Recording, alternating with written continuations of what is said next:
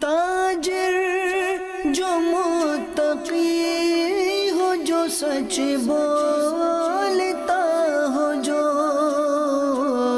احسان کرے لوگوں پہ، مجھے ایسا بنا دے، احسان کرے لوگوں پہ، مجھے ایسا بنا دے۔ الحمدللہ رب العالمین والصلاة والسلام علی سید المرسلین، اما بعد فاعوذ باللہ من الشیطان الرجیم، بسم اللہ الرحمن الرحیم۔ پروگرام احکام تجارت کے ساتھ حاضر ہیں، درود پاک کی فضیلت شامل کرتے ہیں اور پھر آپ کے سوالات کی طرف بڑھتے ہیں۔ پیارے آقا و مولا صلی اللہ تعالی علیہ وسلم کا فرمان ذی شان ہے، جس نے قرآن پاک کی تلاوت کی اور اپنے رب عز و جل کی حمد بیان کی، اور پھر نبی کریم صلی اللہ تعالی علیہ وسلم پر درود پاک پڑھ کر اپنے رب سے مغفرت طلب کی، تو یقیناً اس نے بھلائی کو اپنی جگہ سے پا لیا۔ صلو علی الحبیب صلی اللہ تعالی علی محمد صلی اللہ تعالی علیہ وسلم۔ بڑھتے ہیں آپ کی کالز کی طرف، پہلا سوال شامل سلسلہ کرتے ہیں اور دیکھتے ہیں کہ کیا پوچھا جا رہا ہے، کہاں سے پوچھ رہے ہیں، کون پوچھ رہے ہیں۔ جی، میں نے یہ پوچھنا تھا کہ مفتی صاحب سے کہ میں پرائیویٹ کمپنی میں کام کرتا ہوں، وہاں پہ دہاڑی کم دیتے ہیں اور ہمارے ڈاکومنٹ میں شو زیادہ کرتے ہیں، تو ان کے لیے کیا حکم ہے؟ یہ کیا کر رہے ہیں ہمارے ساتھ؟ ٹھیک ہے جی۔ بعض ملکوں میں ہوتا ہے، پاکستان میں ممکن ہوتا ہو کہ گورنمنٹ کے قوانین سے بچنے کے لیے جی، ایک ہوتا ہے کہ بھی اتنی جو نا سیلری ہوگی۔ ٹھیک ہے، کرایہ داری کے معاہدوں میں بھی ایسا ہوتا ہے، ٹھیک ہے، ٹیکس سے بچنے کے لیے۔ منیمم پے اسکیل تے ہوتا ہے۔ جی ہاں، یہ کرایہ داری کے جو معاہدے ہوتے ہیں، مکان وغیرہ کرایہ پر دیے جاتے ہیں، ان میں بھی ایسا ہوتا ہے کہ زیادہ کرایہ شو کریں گے تو زیادہ ٹیکس دینا پڑے گا، وہاں کم کے ڈاکومنٹ بنتے ہیں اور لیا زیادہ جاتا ہے۔ صحیح۔ تو دیکھیں، خلاف واقع جو بھی معاملہ ہوگا، جھوٹ کی تعریف یہ ہے کہ خلاف واقع بات کہنا یا لکھنا۔ ٹھیک ہے، تو واقع میں کچھ اور ہے اور پریکٹس میں کچھ اور ہے۔ ٹھیک ہے، یعنی حقیقت کے برخلاف ہے۔ حقیقت کے برخلاف ہے، تو جھوٹ بولنا تو پایا گیا ہے۔ ٹھیک۔ تو اب جو ملازمین ہیں، جھوٹ ملازمین نے تو نہیں بولا، جی، جھوٹ بولا ہے کمپنی نے، تو کمپنی اس کی ذمہ دار ہے۔ ملازم کے ساتھ جب طے ہو گیا کہ جی آپ کو 12,000 روپے سیلری ملے گی، ٹھیک ہے، یہ جو معاہدہ ہے، ایک اجارہ جو معاہدہ کہلائے گا، نوکری کا جو معاہدہ، یہ تو ٹھیک ہے۔ صحیح۔ اب وہ جو اس کو 16,000 یا 17,000 کریں گے، جی، تو وہ خود اس کے ذمہ دار ہوں گے۔ اگلی کال دیجیے۔ میرا سوال یہ ہے کہ میں یہ پوچھنا چاہتا ہوں کہ یہ جو کیبل کی کمائی ہے، کیا یہ حلال کے زمرے میں آتی ہے یا پھر حرام کے زمرے میں آتی ہے؟ اس کے متعلق شریعت کے کیا احکامات ہیں؟ پلیز کائنڈلی وہ بتا دیں۔ دیکھیے، کیبل کی سروس پرووائڈ کرنے والا جو شخص ہے، وہ ایسا نہیں کہ صرف تار بچھا کر اس کا کام پورا ہو گیا، اب اس کو جو ہے وہ آن ڈیمانڈ چینل دینے ہوں گے۔ اکثر کیبل والے جو ہیں وہ اپنے بھی فلمی چینل چلاتے ہیں جو کسی ڈش سے نہیں آ رہے ہوتے بلکہ کیبل سے آ رہے ہوتے ہیں۔ اب جناب کوئی چینل کی فریکوینسی آؤٹ ہو جائے گی تو فون آئے گا کہ جی وہ فلاں جو گانوں کا چینل وہ نہیں آ رہا، سیٹ کریں آ کے، یا سیٹ کریں اپنے آفس سے، یا فلاں فلموں کا چینل نہیں آ رہا وہ سیٹ کریں۔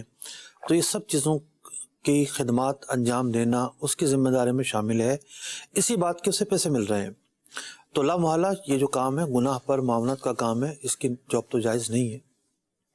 اور مطلب یہ کام بھی خود سے جائز نہیں ہے؟ یعنی کام بھی جائز نہیں ہوگا۔ جی، اب کوئی کہے گا کہ جی ٹی وی کیسے دیکھا جائے گا، تو ٹی وی دیکھنے کے بہت سارے طریقے ہیں۔ ٹھیک ہے، دیگر ذرائع موجود ہیں جو جائز ذرائع ہیں، ان کو اور اختیار ٹی وی کریں۔ کو ضروریات دنیا میں سے ہیں یا ضروریات اس میں سے زندگی سے ہے ٹھیک، کہ اس کے بغیر بندے مر جائیں گے، تو حلال راستہ ڈھونڈنے جائیں گے تو حلال راستہ یہی ہے کہ جس کو حلال نشیات دیکھنی ہے وہ حلال۔ اب جیسے مدنی چینل پہ ہم سلسلہ کر رہے ہیں، ظاہر سی بات ہے ابھی جو مدنی چینل دیکھ رہے ہیں انہوں نے بھی تو کوئی ذریعہ اختیار کیا ہی ہے نا۔ ہمارا کام تو سمجھانا۔ ٹھیک ہے، اب لوگ انفرادی زندگی کے اندر بہت ساری چیزیں کرتے ہیں، ٹھیک ہے، غلط کام بھی کرتے ہیں، اچھے کام بھی کرتے ہیں۔ ٹھیک ہے، غلط کاموں کے تعلق سے دیکھا جائے گا کہ بھئی کوئی اگر چینل دیکھ رہا ہے جی، تو ضروری نہیں ہے کہ وہ گناہوں بھرے چینل بھی دیکھ رہا ہو۔ کتنے ایسے آپ کو ملیں گے کہ جن کے گھروں میں صرف ایسے نشریات ہی دیکھی جاتی ہیں جی۔ کہ جو شریعت کے مطابق جائز ہیں، ٹھیک ہے، اس کے علاوہ نہیں دیکھی جاتی۔ صحیح، بالکل جو غلط کرتا ہے وہ اپنے کیے کا ذمہ دار ہے۔ ٹھیک ہے، اس کا مطلب یہ نہیں ہے کہ جو ایک کام صحیح کر رہا ہے وہ ایک صحیح کام بھی نہ کرے، وہ بھی چھوڑ دے، ٹھیک ہے، یہ تو مزید غلطیوں کی جو ہے ترویج اور ارشاد ہے۔ ٹھیک ہے۔ وہ سب ویسے پوائنٹ خود جو ہے قابل غور ہے جو مفتی صاحب نے بیان فرمایا کہ اگر کسی شخص میں گویا کہ 10 خرابیاں پائی جا رہی ہیں تو ایک اچھائی جو کر رہا ہے مفتی صاحب اس کو اپریشیٹ بہرحال کیا جائے گا، یہی فرما رہے ہیں آپ؟ بالکل۔ ٹھیک، اگلی کال دیجیے۔ میرا سوال یہ ہے کہ اگر کسی نے ہمارے پاس ضمانت پیسے رکھوائے ہوئے ہوں تو کیا ہم اس میں سے کسی کو کھلے دے سکتے ہیں؟ امانت رقم میں سے جی چینج دینا، دیکھیے ویسے تو یہ ہے کہ امانت کے جو پیسے رکھوائے گئے ہیں اس کو کھلے وغیرہ بھی نہیں دینے چاہیے۔ اگر زیادہ پیسے رکھوائے ہیں اس کی طرف سے کچھ ایسا ہے کہ بھئی آپ چاہو تو بینک میں رکھ لو، آپ نے بینک میں رکھوا دیے، وہ سمجھ میں آتا ہے، بلا ضرورت تصرفات اس میں نہ کیے جائیں۔ اچھا مصطفی، اس میں تو یہ چینج دینے کی بات کر رہا ہوں، بعض اوقات ایسا ہوتا ہے اور پریکٹیکلی مجھے بھی تجربہ ہوا ہے اس کا کہ بعض اوقات کوئی شخص رقم رکھواتا ہے، اب وہ چھوٹے نوٹ ہوتے ہیں، یعنی 1 لاکھ کے 1000 نوٹ ہوں گے تو وہ 100 نوٹ بنیں گے، تو اس کے بجائے اگر 5000 کا نوٹ رکھ لیا جائے تو اس میں آسانی رہتی ہے۔ اب کسی نے 1 لاکھ روپے رکھوائیں، 1000 کے یا 500 کے نوٹ ہیں وہ، اور یہ بندہ سوچتا ہے کہ جی میں جو نا وہ بڑے نوٹ رکھ لوں گا تو ذرا رکھنے میں سہولت ہوگی، تو ایسا کر سکتا ہے؟ دیکھیے 2-3 صورتیں ہیں نا، مثال کے طور پر مسجد کا چندہ ہے، جی اب مسجد کے چندے کے اندر یہ صورتحال آتی ہے، جی ریزگاری زیادہ ہوتی ہے، جی جی تو اب کوئی جو ہے نا وہ بندے نوٹ دے کر کھلے لے لے جی، تو اس میں فائدہ کس کا ہے؟ مسجد کا فائدہ ہے، ٹھیک ہے، تو کسی شخص نے فائدہ نہیں اٹھایا۔ صحیح ہے، ایسا ہی ہے، تو امانت کے اندر جب کوئی بندہ خود فائدہ نہیں اٹھا رہا بلکہ اس کا ہی زیادہ فائدہ ہے، ٹھیک ہے، اور حفاظت ہی کا پیسے کم ہوں گے تو حفاظت بہتر ہوگی، تو اس طرح کے کار میں تو کوئی حرج نہیں ہے۔ ٹھیک ہے، اگلی کال دیجیے جی۔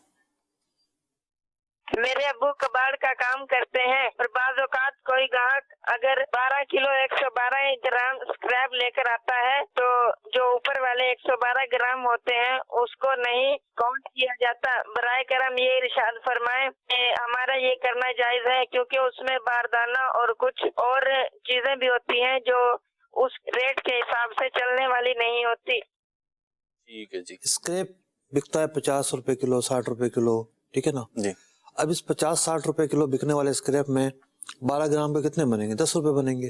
جی، اب ایک جناب 500 من مال خریدا ہے اور 12 گرام بھی اضافی ہے، تو عام طور پر جو سامنے والا فریق ہے اس پر کوئی برا محسوس نہیں کرتا، لیکن اس کا حق ضرور ہے، 100% اس کا حق ہے۔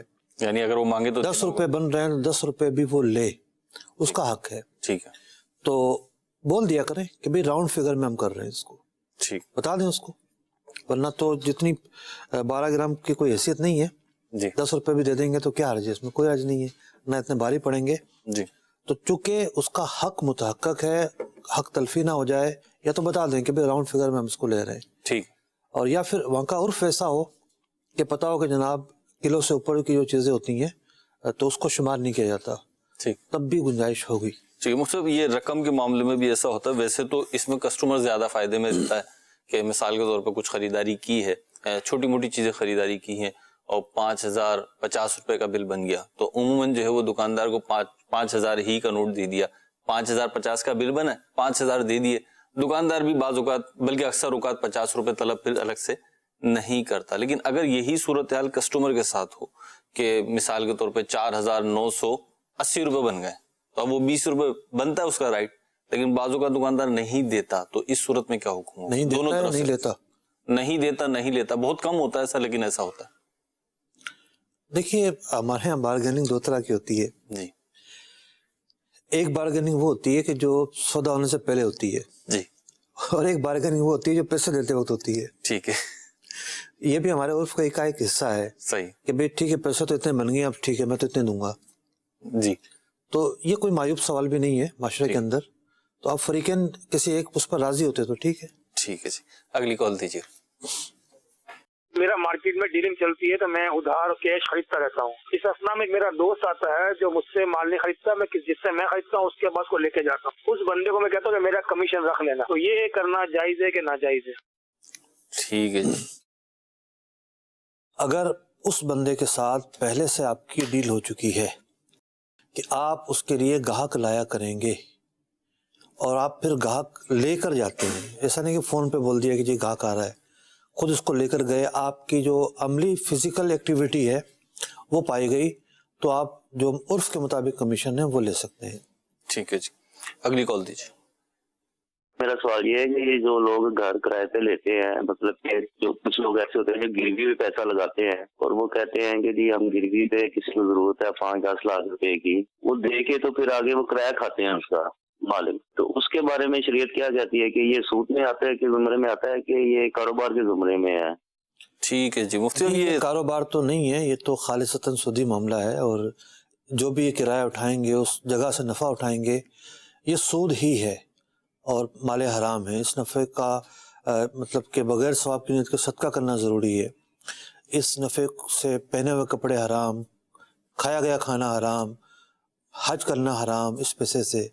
تو معاملہ یہ ہے کہ مال حرام ہی حرام ہے, یہ تو بچنا ضروری ہے.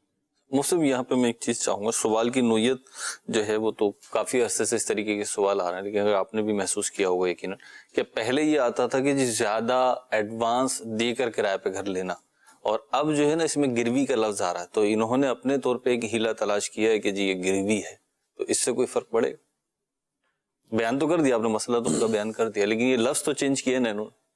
دیکھیے سود کے متعلق ہمارے معاشرے میں کتنے لفظ پائے جاتے ہیں. بیاج کہتے ہیں, سود کہتے ہیں, انٹرسٹ کہتے ہیں, جی مارک اپ کہتے ہیں, مارک اپ کہتے ہیں. ٹھیک ہے, تو گروی تو پرانا لفظ ہے, بہت پرانا لفظ ہے. ٹھیک ہے, یعنی جس دور کا بیاج لفظ ہے اس دور کا گروی بھی لفظ ہے. ٹھیک ہے. تو پہلے یہ ہوتا تھا کہ لوگ جو ہے وہ اپنا کچھ سونا وغیرہ رکھ کے جو رقم ضرورت کی اس طرح جو لوگ ہوتے تھے پیسے دینے والے, ان سے پھر پیسے لیا کرتے تھے اور زیادہ دیا کرتے تھے. ٹھیک ہے, زیادہ دیا کرتے تھے, گروی رکھی جاتی تھی سیکیورٹی کے لیے. اب ان کو زیادہ تو نہیں دینے پڑ رہے, لیکن انہوں نے مکان دے دیا جی. اس قرض کے بدلے مکان لو اور اس کرائے پہ چڑھاؤ اور نفع اٹھاؤ, یہ آپ کے لیے سہولیات ہے. حدیث پاک میں فرمایا گیا کل قرض جر منفعۃ فہو ربا. ٹھیک, قرض پر نفع اٹھانا سود ہے. گھر اس کو اس لیے دیا ہے کہ اس سے آپ نے پیسہ لیا ہے, قرضہ لیا ہے, قرضے پر نفع دینا ہی تو سود ہے. ٹھیک, اگلی کال دیجیے جی.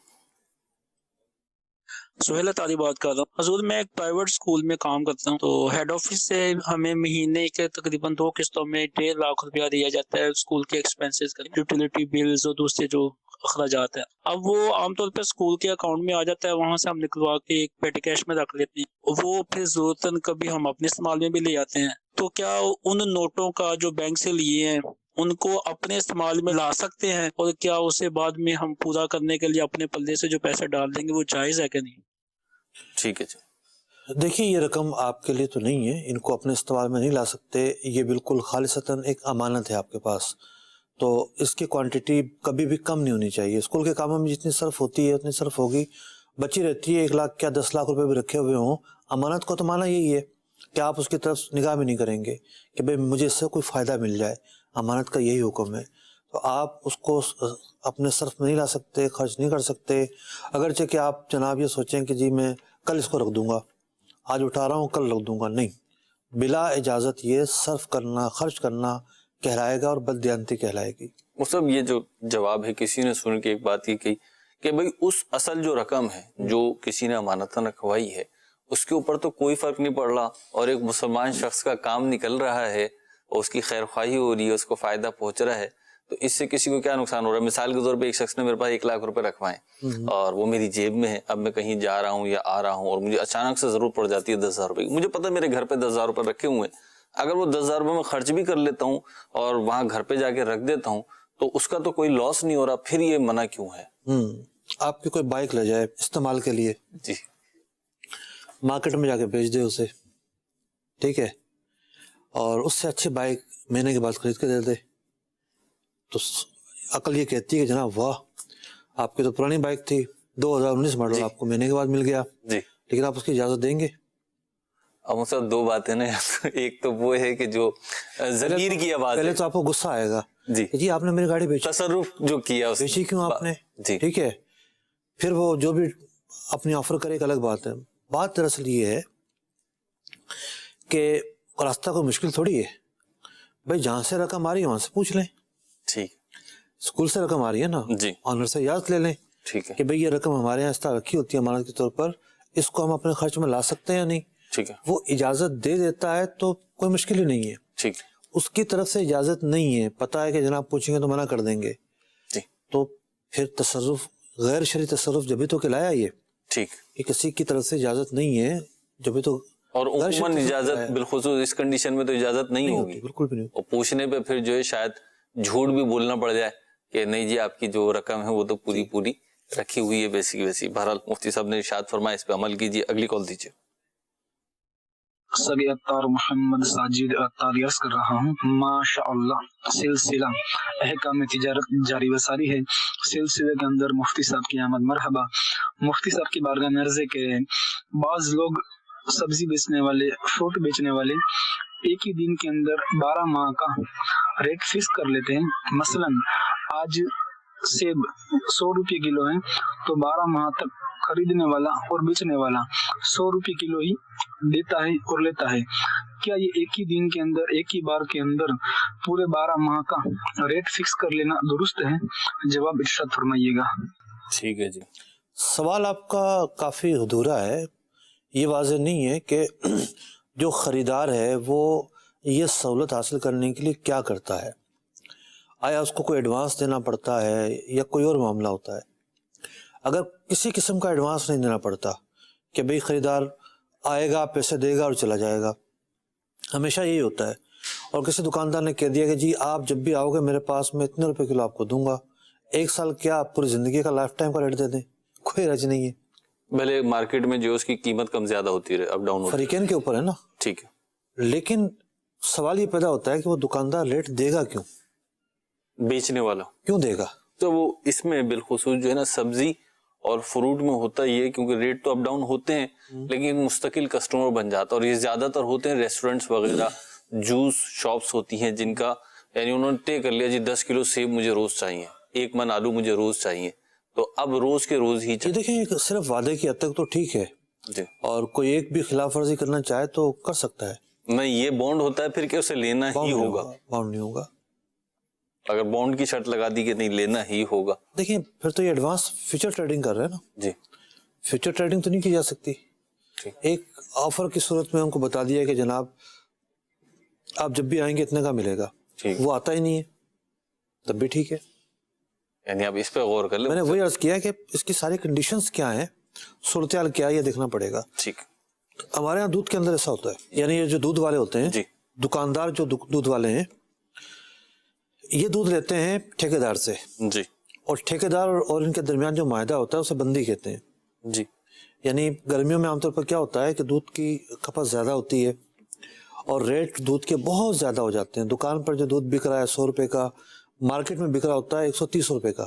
ہول سیل مارکیٹ میں جی 130 کا بک رہا ہے، یعنی 130 روپے کا آ رہا ہے اور 100 کا بک رہا ہے. 100 کا بک رہا ہے. یعنی اگر مارکیٹ سے لینے جائیں گے تو اتنے کا ہوگا، آج کو اتنے کا نہیں ہو رہا ہوتا. ٹھیک ہے. اب یہ دونوں بندی کر لیتے ہیں کہ جی 85 روپے کلو دودھ پورا سال ملے گا، اتنا ملے گا اور خریدنا ہی خریدنا ہے. ٹھیک ہے. تو یہ تو ایک طرح سے فیوچر ٹریڈنگ کی مثال ہے. اس کا الٹرنیٹ طریقہ ہم نے بیان کیا ہوا ہے. اگر کوئی دودھ والا سن رہا ہے ہمارا پروگرام جی اور وہ اس کا الٹرنیٹ جائز طریقہ سمجھنا چاہتا ہے تو ہم سے رابطہ کریں. ہم لکھا ہوا ہمارے پاس، ہم سے لکھا ہوا فراہم کریں گے، آپ یوں نہیں یوں کر لیں. ٹھیک ہے جی. ڈیری کا جو کام کرتے ہیں، دودھ کے جو فیلڈ سے وابستہ ہیں، ان کے لیے مسئلہ ہے. اور اگر مارکیٹ میں ہے تو بعض اوقات یہ اس طرح کے مسائل سن کے جو ہے کان کھڑے ہو جاتے ہیں کہ مارکیٹ میں تو ہوتا ہی ایسے، اب کیا کریں. تو مفتی صاحب نے ساتھ ہی حل بھی بتا دیا کہ اس کا باقاعدہ تحریری فتویٰ موجود ہے، وہ آپ دارالفتہ اہل سنت سے لے سکتے ہیں. اگلی کال دیجیے. میرا سوال ہے کہ میں اسٹیٹ ایجنسی کا کام کرتا ہوں اور اس میں جو نا اگر مالک مجھے کہتا ہے کہ 16.5 کی میں نے جگہ بیچنی ہے اور میں آگے 17 بتاتا ہوں، کیا میرا اس طرح کرنا جائز ہے؟ دیکھیے جو مالک ہے یعنی پراپرٹی کا جو مالک ہے، پراپرٹی کا جو مالک ہے، آنر جو ہے، نہیں ان کا آنر نہیں، جس کی پراپرٹی، جی جی پراپرٹی آنر جو ہے، جی ہاں، تو اس کی جگہ بیچی گئی ہے نا. جی تو دیانت یہ ہے کہ جتنے کی بیچی گئی ہے اتنی بتائی جائے. ٹھیک ہے. پلس جو ان کا کمیشن مقرر ہوا ہے وہ کمیشن یہ وصول کریں گے. ٹھیک ہے. اس کمیشن کے وصول کرنے میں تو کوئی کلام نہیں ہے نا. صحیح. ان کا 1% ہے، 2% ہے، 2.5% ہے، جو طے ہوا ہے، جو بھی عرف ہے مارکیٹ کا، اس کے مطابق جو بھی طے ہوا یہ لے سکتے ہیں. ٹھیک ہے. اب یہ کمیشن سے ہٹ کر الگ سے ٹاپ مارنا چاہ رہے ہیں, یہ کس طرح جائز ہو سکتا ہے؟ تو بددیانتی ہے, خیانت ہے, دھوکہ ہے, اور اس کی اتنی مذمت کی جائے اتنی کم ہے. اب مفتی اب اس میں بات یہ ہوتی ہے کہ سامنے جو ہے نا مطلب رقم آتی ہوئی نظر آ رہی ہے اور اس میں رکنا بڑا مشکل ہو جاتا ہے, تو پھر یہ بھی ارشاد فرما دیں کچھ کہ رکیں کیسے, مطلب ایک کیونکہ پراپرٹی کا کام ہے, 1 کروڑ 2 کروڑ کی پراپرٹی ہے تو 5-10 لاکھ روپے کا ٹاپ لگنا تو کوئی بڑی بات ہے ہی نہیں, بہت چھوٹی سی بات ہے.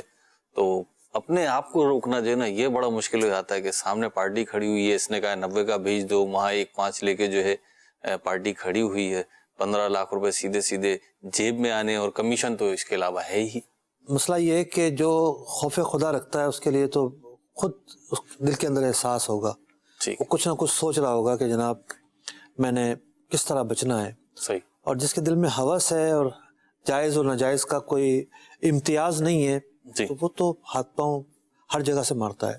ٹھیک. تو معاملہ یہ ہے کہ یہی تو امتحان ہے. ٹھیک ہے. یہی یہاں صرف فارمولہ یہ ہوتا ہے کہ جہاں پکڑے نہیں جائیں گے وہاں کر گزرو.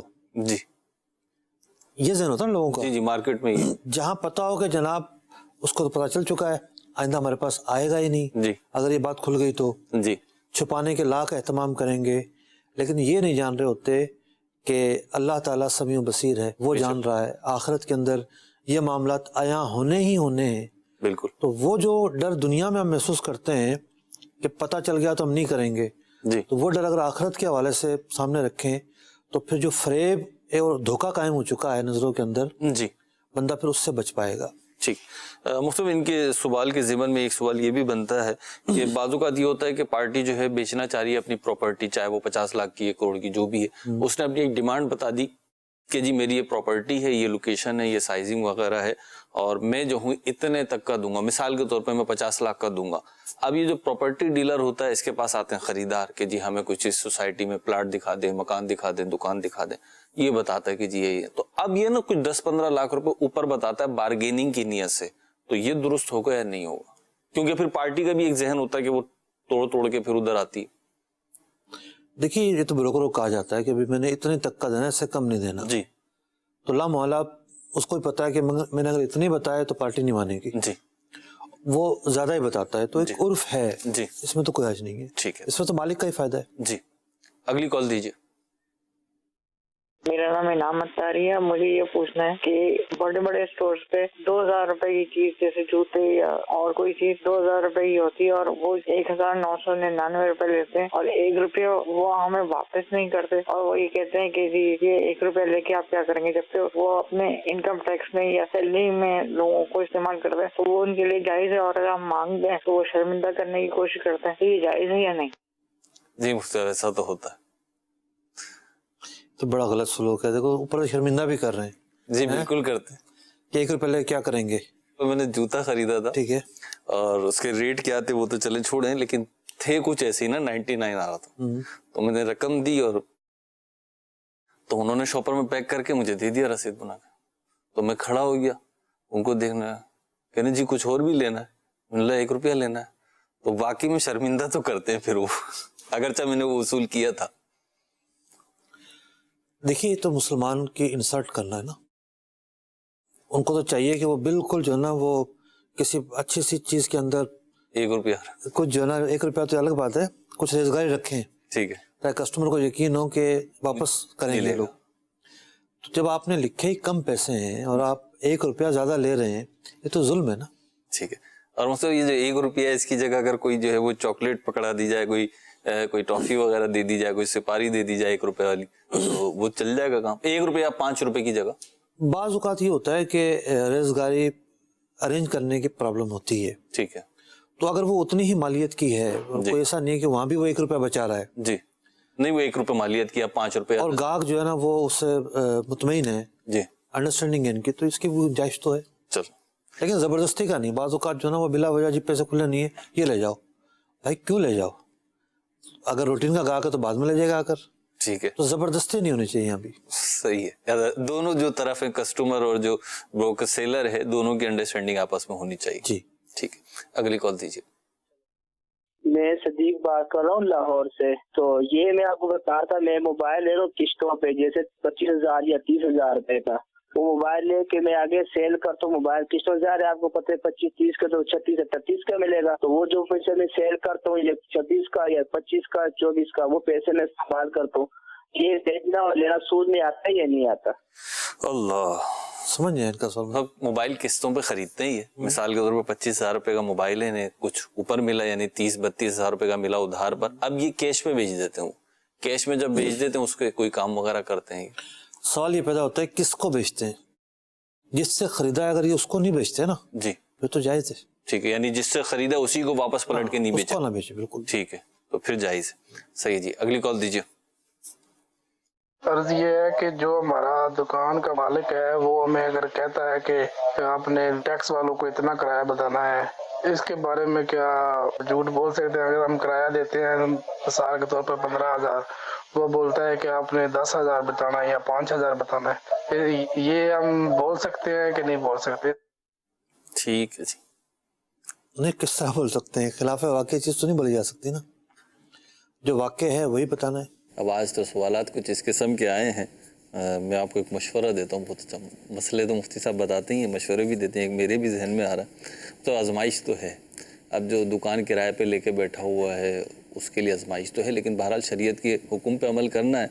एक इस्लाम, देखिए हमारा जो प्रोग्राम है वो नफ्सियाती मसाइल का हल तो नहीं है ना। जी जी जी बिल्कुल। इस प्रोग्राम का टाइटल है शरीयत के मसाइल। जी बिल्कुल। तो अब शरीयत के मसाइल पर अमल करने में अगर कोई दुश्वारी है जी, तो अब दुश्वारी को तो फेस करना पड़ेगा जी, अपने आप को मुतमईन करना पड़ेगा जी। तो अब एक शख्स होता है, ये बाज़ औक़ात लोग आते हैं तो उनके सामने दो मुश्किलात होती हैं। एक मुश्किल तो मसला सुनना होती है कि भाई एक नई बात पता चली है। दूसरी मुश्किल होती है अब उसको काबिल अमल कैसे बनाया जाए। ठीक है। अब कोई सामने बैठा हो तो बंदा उसको समझा देता है। मैंने एक शख्स पर इनफरादी कोशिश करके समझाने की बहुत कोशिश की, लेकिन फिर भी मैंने आखिरी ऑफर ये कि अगले हफ्ते आ जाइएगा। ठीक है, यानी अभी कि वो कबूल नहीं कर पा रहे थे उस चीज़ को ना। ठीक है। तो ये अगला मरहला होता है कि उस बंदे को आमादा करना पड़ता है, उस अफसरदगी या मुश्किल से निकालना। ठीक, डिप्रेशन से निकालना ये होता है ना, नाउमीदी में चला गया। तो इसके लिए तो जाहिर बात है पूरी जो जिस तरीके से ट्रीटमेंट होता है जी, साइको ट्रीटमेंट होता है जी बिल्कुल होता है। जो उलझन है उसके जहन में है वो दूर करके उसको, अगर कोई गलती पर कायम है, गलत काम कर रहा है तो उसको समझाना, उस पर इनफादी कोशिश करना, सब चीजें एक अलग फील्ड है। एक सवाल थोड़ा फॉर्मेट से हटकर, जैसे आप मसाइल बताते हैं और आपने खुद भी इस वक्त जो है वो रियलाइज किया कि वाकई में मुश्किल होता होगा समझना, एक नई बात पता चलती है, नया हुक्म पता चलता है तो प्रॉब्लम होती होगी। बाज़ औक़ात जहन में आता है कि जी मैं थोड़ा फॉर्मल होकर बात कर रहा हूँ कि जी इन्होंने तो मसला बता दिया है, अब मुश्किल तो हमें फेस करना पड़ेगी। तो मेरा आपसे सवाल ये है, क्योंकि जाहिर सी बात है आप भी एक इंसान हैं, इस माशरे में रहते हैं, अगरचा एक मुफ्ती के मनसब पर फाइज हैं, लेकिन सारी दुनिया जो है उससे काम काज तो रहता है आपका, तो आपको भी बाज़ औक़ात प्रॉब्लम आती है, उसको फेस करते हैं आप इस हवाले से? जिंदगी में चारों तरफ भी प्रॉब्लम है। नहीं, वो एक तो होता है मसाइल की प्रॉब्लम, एक ये शरीयत का हुक्म तो यूं है मार्केट में या जो काम कराने जा रहे हैं वो उस तरीके से हो नहीं रहा, तो उसको भी तो फेस करते ही होंगे ना, फिर उसको सही तरीके से करवाते। मुतबादिल तरीके तो होते हैं ना जी, मुतबादिल ज़राए होते हैं। ठीक, तो तकलीफ दे होते हैं, परेशान कौन होते हैं, लेकिन होते हैं। ठीक। तो अब बहुत सारे काम ऐसे जो रिश्वतों पर हो जाते हैं। जी। अब जो रिश्वत नहीं देते वो नहीं देते। ठीक। तो बहरहाल तरीके तो अपनाने पड़ेंगे और इसके लिए मुफ्ती साहब ने भी इनफरादी कोशिश की है। दावत इस्लामी के प्लेटफॉर्म को ज्वाइन करके हमें भी इनफरादी कोशिश करना पड़ेगी। दावत इस्लामी के मोहद्दरी माहौल से खुद भी वाबस्ता हुई है, माशरे के दीगर अफराद को भी वाबस्ता करते रहिए। इंशाअल्लाह गुलिस्तान जो है वो फूल खिलते जाएंगे, उसके अंदर हमारे लिए भी सहूलतें पैदा होती जाएंगी, आपके लिए भी होती जाएंगी। मदनी चैनल देखते रहिए। सल्लु अलल हबीब सल्लल्लाहु तआला अला मुहम्मद सल्लल्लाहु तआला अलैहि वसल्लम। ताजिर जो मुत्तकी हो, जो सच बोलता हो, जो